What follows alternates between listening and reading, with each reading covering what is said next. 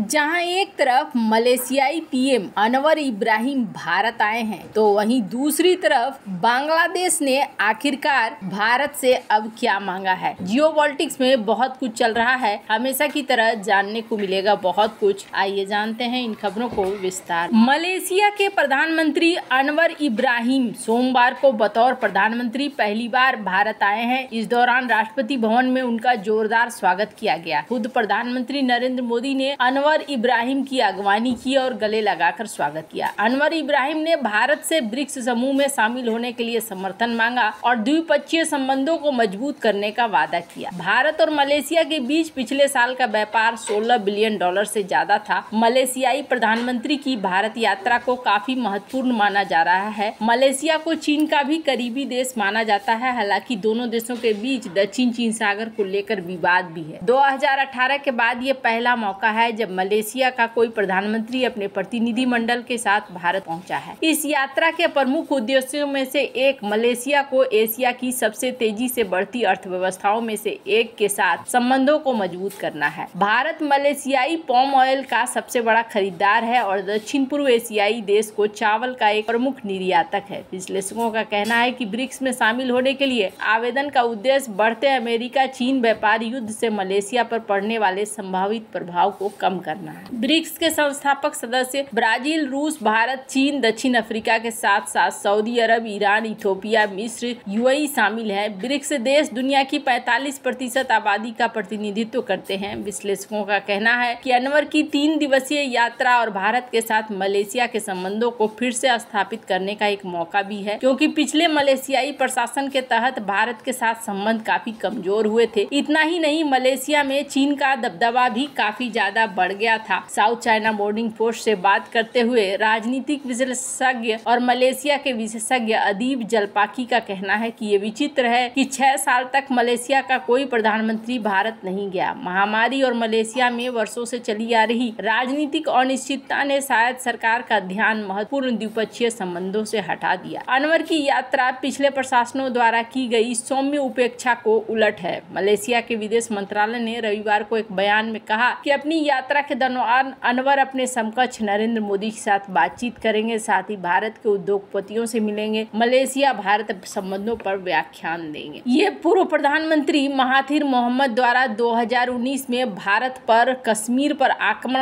और कब्जा करने का आरोप लगाने के बाद किसी मलेशियाई नेता की पहली शीर्ष स्तरीय यात्रा है। उनकी टिप्पणियों से नाराज भारतीय व्यापारियों ने मलेशिया के पाम ऑयल का बहिष्कार भी किया था। मलेशियाई सरकारी आंकड़ों के अनुसार भारत लगातार 10 सालों से मलेशिया का पाम ऑयल का शीर्ष निर्यात बाजार रहा, जो 2023 में 2.84 मिलियन टन और मलेशिया के कुल पाम ऑयल निर्यात का लगभग 20% खरीद रहा। इसके विपरीत चीन ने 1.47 million ton palm oil shipment खरीदा। मलेशिया अपने घरेलू खाद्य आपूर्ति के लिए भी भारत पर बहुत अधिक निर्भर है। मार्च में मलेशिया की सरकार ने दुनिया के सबसे बड़े चावल निर्यातक भारत से अतिरिक्त 5 लाख मीट्रिक टन चावल आयात करने का अनुरोध किया। मलेशिया में लंबे समय तक सूखे के कारण घरेलू उत्पादन कम हो गया और राष्ट्रीय अनाज भंडार पर दबाव बढ़ गया। यह अनुरोध मलेशिया के लिए वर्ष के लिए आवंटित 1,70,000 मीट्रिक टन के पहले के चावल निर्यात कोटा के अतिरिक्त था। भारत के मलेशिया के साथ गहरे सांस्कृतिक संबंध भी है, जहां अल्पसंख्यक जातीय भारतीय हर साल सैकड़ों हजारों की संख्या में अपने पैतृक पारिवारिक गाँव की यात्रा करते हैं और मंदिरों में धार्मिक तीर्थ यात्रा भी करते हैं। आपको बता दूं, सबसे महत्वपूर्ण ये रहा कि भारत पर आए मलेशियाई प्रधानमंत्री अनवर इब्राहिम ने जाकिर नाइक के प्रत्यर्पण पर पहली बार बयान दिया। उन्होंने एक सवाल के जवाब में कहा कि अगर सबूत पेश किए जाए तो हम आतंकवाद को बर्दाश्त नहीं करेंगे। उन्होंने कहा कि मुझे नहीं लगता है कि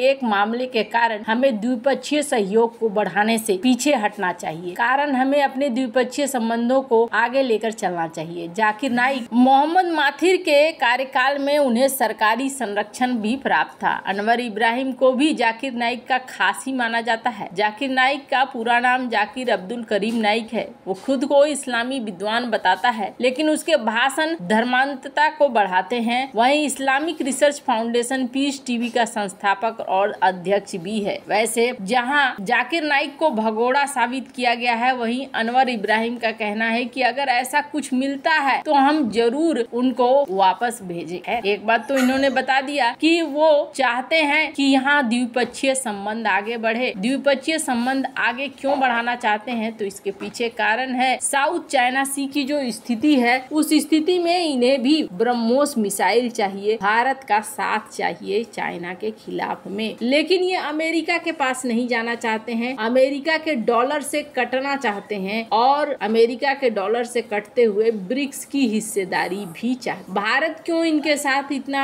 घुल मिल रहा है, तो भारत के घुलने मिलने की सबसे बड़ी वजह ये है कि साउथ चाइना सी में भारत को भी एक जगह चाहिए घुसने का, और दूसरी बड़ी चीज ये है कि ये डिफेंस के बहुत सारी चीजें खरीद भी सकता है, भारत के रणनीति क्षेत्र में आता है। अब आने वाले समय में देखने को मिलेगा कि ये कितना साथ देते हैं और कितना नहीं, पर जहां एक तरफ ये सब कुछ चल रहा है तो वहीं दूसरी तरफ बीएनपी के महासचिव मिर्जा फखरुल इस्लाम आलमगीर ने पूर्व प्रधानमंत्री शेख हसीना का नाम लेकर भारत के खिलाफ जहर उगलना शुरू किया है। उन्होंने भारत पर लोकतंत्र के प्रति प्रतिबद्धता नहीं निभाने का आरोप लगाया। फखरुल इस्लाम आलमगीर ने यहाँ तक कहा कि भारत से बांग्लादेश के खिलाफ साजिश रची जा रही है। उन्होंने कहा कि भारत शेख हसीना को शरण देकर बांग्लादेशियों का दिल नहीं जीत सकता है। फखरुल इस्लाम आलमगीर ने भारत से शेख हसीना को प्रत्यर्पित करने की मांग की है। फखरुल इस्लाम आलमगीर ने शेख हसीना पर देश में छात्रों के नेतृत्व में हो रही क्रांति को बाधित करने की साजिश रचने का आरोप लगा। उन्होंने भारत से कहा कि हसीना को प्रत्यर्पित किया जाए ताकि उन पर मुकदमा चलाया जा सके। हसीना ने बांग्लादेश में सरकारी नौकरियों में विवादास्पद आरक्षण प्रणाली को लेकर अपनी सरकार के खिलाफ छात्रों और अन्य लोगों के भारी विरोध प्रदर्शन के बाद 5 अगस्त को इस्तीफा दे दिया था और भारत चली गई थी। फखरुल के हवाले से डेली स्टार अखबार ने लिखा कि हमारी आपसे मांग है कि आपको उन्हें कानूनी तरीके से बांग्लादेश की सरकार के हवाले कर देना चाहिए। इस देश की जनता ने उन पर मुकदमे का फैसला किया है, उन पर मुकदमा चलने दे। पूर्व राष्ट्रपति और बीएनपी संस्थापक जियाउर रहमान की कब्र पर पुष्प चक्र चढ़ाने के बाद संवाददाताओं से बातचीत में फखरुल ने कहा कि ऐसा प्रतीत होता है जैसे भारत उन्हें शरण देकर लोकतंत्र के प्रति अपनी प्रतिबद्धता नहीं निभा रहा है। उन्होंने कहा कि फांसीवाद अपदस्थ प्रधानमंत्री शेख हसीना छात्रों के नेतृत्व में हो रही क्रांति के दौर में देश छोड़कर चली गई। फखरुल ने कहा कि दुर्भाग्यपूर्ण है कि हमारे पड़ोसी देश ने शरण दी, वहां रहते हुए बांग्लादेश में हुई क्रांति को विफल करने की अनेक साजिश रची है। भारत ने कहा कि वो एक लोकतांत्रिक, स्थिर, शांतिपूर्ण और प्रगतिशील बांग्लादेश का समर्थन करता है। अब जहां एक तरफ ये देखने को मिल रहा है तो वहीं दूसरी तरफ बीएनपी की रुख की बात करें तो बीएनपी का रुख तो हमेशा से ऐसा रहा ही है, कोई बड़ी नई बात नहीं है और बीएनपी को पाकिस्तान समर्थक माना जाता है। लेकिन जो भी हो कारण, आने वाले समय में बहुत सारे घटनाक्रम बदलेंगे और इन सब को देखना होगा। वैसे आपको क्या लगता है इन सब मामले में, आपकी क्या राय है, कमेंट कर जरूर बताएं। जल्द मिलते हैं अगले वीडियो में नई खबर के साथ।